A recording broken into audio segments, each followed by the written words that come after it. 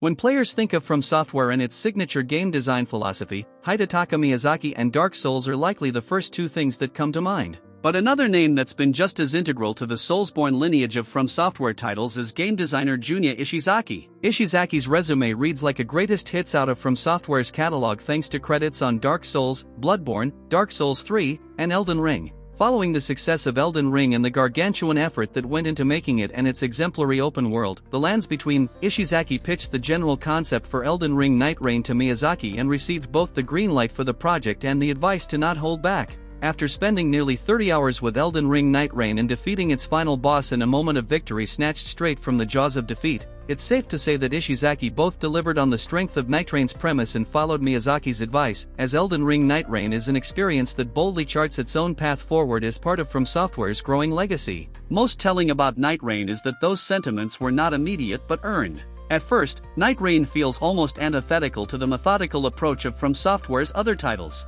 Nightreign is blindingly fast, offense is prioritized above all else, players have little control over how they build their characters thanks to pre-made selectable heroes, and the whole package almost comes off as a more fleshed-out boss rush mod made with the approval and resources of From Software. But the more you dig into Nightreign and get acclimated to its unique gameplay loop and undeniably From Software take on the action roguelike subgenre, the more obvious it becomes how passionate its creators were about delivering something fresh and familiar. Ultimately, Elden Ring Nightreign feels like From Software cracking the code on how to turn a Soulsborne game into a compelling blend of action RPG, boss rush, and extraction shooter, and it nails that unique mix so successfully that its few frustrating design decisions can be completely overlooked thanks to how incredibly fun and addictive it is. Elden Ring Nightreign is both like and unlike anything before it. Elden Ring Nightreign takes place in the same universe as Elden Ring, but on a different plane of existence known as Limbold. A sort of alternate universe slice of Limgrave from the lands between. Limbold finds itself in the midst of a crisis, thanks to its being beset by a malicious presence known as the Night Lord. There's ostensibly no greater force or will pulling the strings to make the Night Lord appear, rather it's almost a force of nature that simply must be dealt with, pulling in champions from across the various planes of existence in the Elden Ring universe to work toward the goal of banishing it and restoring order. Choosing from one of an initial 6 character selections, you embark on solo or 3-player co-op 3-day journeys into Limbold known as expeditions. Somewhat similar to Monster Hunter, you and your fellow Nightfarers get to choose which of the game's main bosses, the Night Lords, you face off against before queuing up on the map, which factors into an expedition's general strategy as well as an ideal team composition. After a drop-in sequence that will feel familiar to anyone who's played a battle royale like Fortnite or PUBG, Battlegrounds, you have a limited amount of time in which to cross the map, defeating enemies and bosses to try and acquire both runes and gear and fighting a boss at the end of each day as the night's tide a deadly, health-draining storm gradually closes in. Following 2 days of exploring the map and fighting bosses, you head to the arena of your chosen Night Lord to do battle, earning rewards regardless of your victory over these challenging foes. While the structure of Nightreign will feel immediately familiar to anyone who's played an action roguelike, the ways that combat and progression are handled in each expedition make it unlike anything else in the subgenre. With Elden Ring Nightreign, From Software has figured out the tweaks necessary to make a Soulsborne game work in the context of a roguelike or extraction shooter, and it feels like a fresh experience as a result. For starters, the choice to limit players to preset builds and a level cap of 15 means that the power curve of Nightreign is incredibly satisfying and arrives swiftly. You might start as a squishy target in a sea of enemies, but you'll quickly grow to be ping-ponging across the map and challenging bosses head-on in your quest to max out your party ahead of day 3. For those who might find the lack of buildcraft in Nightreign frustrating, it's worth pointing out that From Software has found a clever workaround with how the game handles equipment and more permanent upgrades. The randomized loot drops and relics play an important part in Nightraign's progression, both with regard to run and meta progression curves. Each of the game's Night Lords has a particular elemental weakness that drives the optimal route for a party of Nightfarers to take, and defeating the bosses at these locations nets loot drops in different colored rarity tiers. Players can hold up to 6 different weapons and are even encouraged to carry weapons that aren't suitable for their class, thanks to being able to make use of their offhand passives, and you'll constantly be finding adequate drops that provide a worthwhile sense of power creep.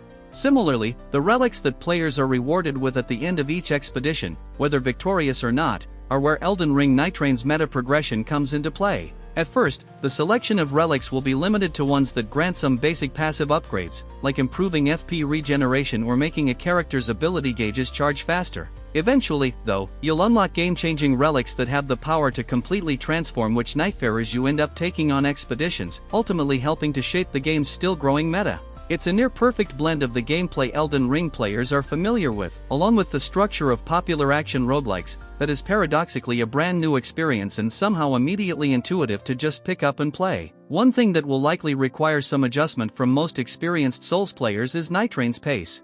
The days in Elden Ring Nightreign's expeditions can feel incredibly short, meaning it becomes necessary to quickly learn the meaning of all the icons on the map and figure out the best route to optimize your chances of success. A large part of that boils down to Nightreign's RNG, which, unfortunately, can be either a cruel mistress or a blessing depending on how a map layout shakes out in each expedition. But the speed of Nightreign's core gameplay loop is also one of the elements that helps the game's playable characters, the Nightfarers, shine. Controls in Nightreign will feel immediately familiar to Elden Ring veterans, but the streamlined nature of character builds and loadouts simplifies things in a way befitting Nightreign's breakneck pace. In addition to a standard light and heavy attack and weapon abilities, each Nightfarer has a character ability and an ultimate ability. Defeating enemies charges the ultimate gauge while the character abilities charge automatically and at a faster rate, and getting into a groove with a particular Nightfarer involves understanding the context for juggling these abilities along with more standard attacks. But just like Nightreign's progression and power curve, the acclimation to the game's speed and flow of combat comes swiftly. After the initial adjustment to Nightreign's pace, you might even find it hard to go back to the slower, more methodical feel of the base game. Elden Ring Nightreign's Nightfarers are a motley crew of Souls archetypes. In addition to blending elements of Soulsborne games and roguelikes, Elden Ring Nightreign has a bit of hero shooter DNA thanks to its pre-made characters, the Nightfarers. To FromSoftware's credit, each of the Nightfarers is fun to play and has a viable use in just about any team composition, with some of them being flexible enough on the battlefield to work as a choice for all three players against certain bosses. The Nightfarers each abide by an archetype that longtime FromSoftware fans will be familiar with, and figuring out which meshes best with your playstyle is a large part of what makes each run in Nightreign so exciting, as you try out new characters and strategies to eke your way to victory. You'll start with Wilder, a great all-around tank with a grappling hook as his character ability that's incredibly useful for closing the distance between enemies. Guardian, apt to his name, embodies the shield and poke strategy from Elden Ring, able to deflect attacks with a large shield in his offhand while using thrust attacks with spears and halberds in the other, and having an ultimate that is fantastic for reviving fallen comrades. Executor is the Dex and Arcane build, a katana-wielding assassin. Recluse is a master of AoE attacks that can tap into any of the game's different elemental magic. Raider is a berserker-type character that hits like a dump truck and can withstand impressive amounts of punishment. And rounding out the initial 6 Nightfarers is Iron Eye, who winds up being one of the most unique characters in Nightreign thanks to how his kit encourages playing the game like a third-person shooter. Players will quickly find their favorites, and thanks to my typical preference for dex-based builds in FromSoftware games, I found myself gravitating toward Iron Eye and Executor. But I still had plenty of fun trying out all the other Nightfarers, and players can rest easy knowing that there's not a bad one in the bunch. Even characters that I personally couldn't mesh with, mostly based on needing to come to grips with their kit and how they play, can shine on the battlefield in the hands of a more skilled player. And the ways that each of the Nightfarers synergize with one another to quickly melt bosses and trash mobs hammer home one of the core conceits of Nightreign. You can play the game solo, but it's almost always better when working within a team of 3. The Night Lords are Elden Ring Nightreign stars. Boss enemies are a core element of Elden Ring Nightreign and practically the crux of its gameplay loop, so it makes sense that FromSoftware would pull out all the stops when it came to the game's big bads, the Night Lords. Ahead of Nightreign's release, a lot of attention was paid to the regular boss enemies that players encountered during each day and at the conclusion of days 1 and 2 in each expedition. True to what you'd expect from that preview coverage, Nightreign contains an impressive selection of bosses not just from Elden Ring, but from across the Dark Souls trilogy as well, and fighting each of these foes in their new, returning incarnations feels like a brand new experience or a remix of a familiar one thanks to the new structure and character classes. But the true star of Nightreign are the Night Lords. The less players know about these end-of-run bosses ahead of going hands-on with Nightreign, the better, but suffice it to say, each of these new, original bosses ranks among some of the best fights in the entire FromSoftware catalog. Each battle against a Night Lord is rife with jaw-dropping spectacle and features a suitably epic score to accompany it, and their abilities and movesets will absolutely push even the most experienced FromSoftware fans to their limits. Defeating 4 of the initial 7 Night Lords unlocks an 8th that serves as the final boss ahead of rolling credits, and I'm not ashamed to admit that one of the Night Lords, in particular, still strikes fear into me, even after clearing what's supposed to be Nightreign's ultimate challenge. Of course, that Nightreign's structure runs counter to the familiar Elden Ring experience means that the act of learning a particular boss can be frustrating. A run back to a boss in Elden Ring can take mere seconds before you're back in the action and making another attempt, but the 3-day structure of Nightreign's expeditions means that, at minimum, players are in for a 35+ minute commitment to retry a boss after failing. Simply learning the move sets for a single Night Lord can take multiple attempts, totaling upwards of 3 hours for a single fight. Comparatively, that amount of time would equal dozens of attempts on a challenging boss in any other Souls game. Thankfully, though, each new run presents an opportunity to arrive at a Night Lord with better gear, better relics, a new team composition, and other variables that have a surprising amount of sway over players' chances for success. The addictive nature of Elden Ring Nightreign smooths over its few pain points. As much as there is to love about Elden Ring Nightreign, there are still some minor pain points that hold it back from being close to a perfect game. Platforming in particular, jumping is a major component of traversal in Nightreign, and it's arguably one of the most frustrating aspects of the game.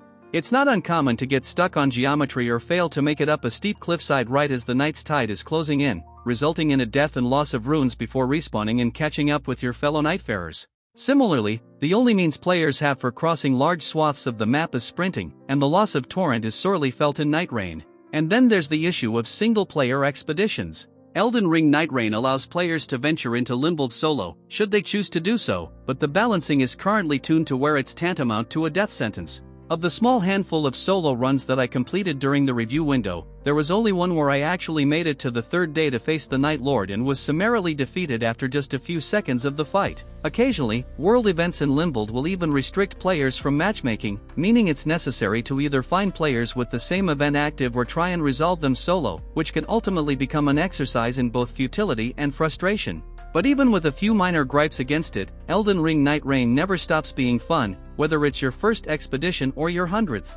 For fans of roguelikes and FromSoftware games, Elden Ring Nightreign's gameplay feels like a match made in heaven, and FromSoftware deserves praise for its skillful pivot of the award-winning Elden Ring formula into a whole new subgenre that is bound to become one of 2025's most played games.